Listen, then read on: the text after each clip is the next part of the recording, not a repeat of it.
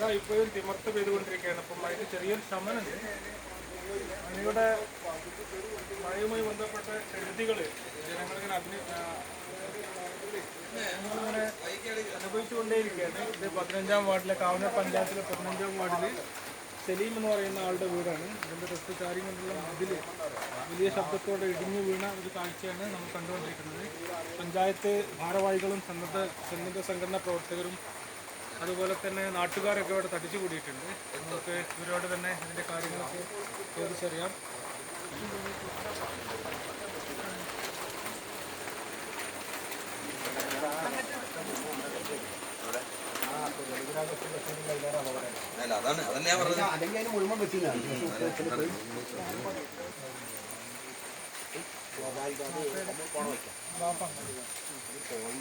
ഈ വീട്ടുടമസ്ഥൻ്റെ മകൻ സലീമാണ് നമ്മോടൊപ്പുള്ളത്. സലീമാണ് നമ്മോടൊപ്പുള്ളത്. അതിൻ്റെ വിശദാംശങ്ങൾ സലീം നമ്മോട് സംസാരിക്കും.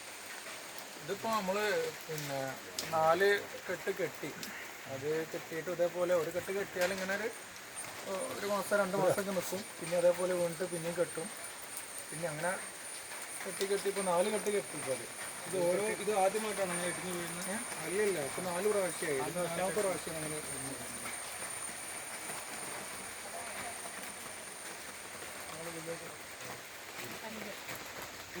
ഇതിൻ്റെ അസസ്മെൻറ്റും കാര്യങ്ങളുമായിട്ട് പിന്നെ വില്ലേജ് ഓഫീസർ ഓരോ സ്ഥലങ്ങളിലും പോയിട്ട് കൃത്യമായിട്ട് അസസ് ചെയ്യുന്നുണ്ട്. വില്ലേജ് ഓഫീസർ നമ്മോടൊപ്പം ഉണ്ട്. ഈ കാവനൂർ പഞ്ചായത്തിലുള്ള മൊത്തം കെടുതികൾ മൊത്തത്തിൽ നിങ്ങളൊന്ന് പറയാൻ കഴിയും? നമ്മളിപ്പോൾ പോയ സ്ഥലങ്ങളിലൊക്കെ വെള്ളക്കെട്ട് അതിരൂക്ഷമാണ്. മിക്ക 18-ാം വാർഡുകൾ, പല വാർഡുകളിലും നമ്മൾ കുടുംബത്തിലുള്ളവരെയൊക്കെ മാറി താമസിപ്പിച്ചിട്ടുണ്ട്. 18-ാം വാർഡിൽ തന്നെ ഏകദേശം 16ഓളം വീടുകളുണ്ട്. 18-ാം വാർഡിൽ മാത്രം നമ്മൾ വെള്ളക്കെട്ട് കാരണം മാറി താമസിക്കാൻ നിർദ്ദേശിച്ചിരിക്കുകയാണ്. അങ്ങനെ പല സ്ഥലത്തും വെള്ളക്കെട്ടുണ്ട്. പിന്നെ നമുക്ക് വെള്ളക്കെട്ടിലുള്ള പെട്ടെന്നുള്ള നാശനഷ്ടം എന്തെങ്കിലും സർക്കാർ പ്രഖ്യാപിക്കുമായിരിക്കും. അതിൽ നമ്മൾ അതെല്ലാം ഉൾപ്പെടുത്തിയിട്ടുണ്ട്. അതിൻ്റെ ലിസ്റ്റ് തയ്യാറാക്കിക്കൊണ്ടിരിക്കുകയാണ്.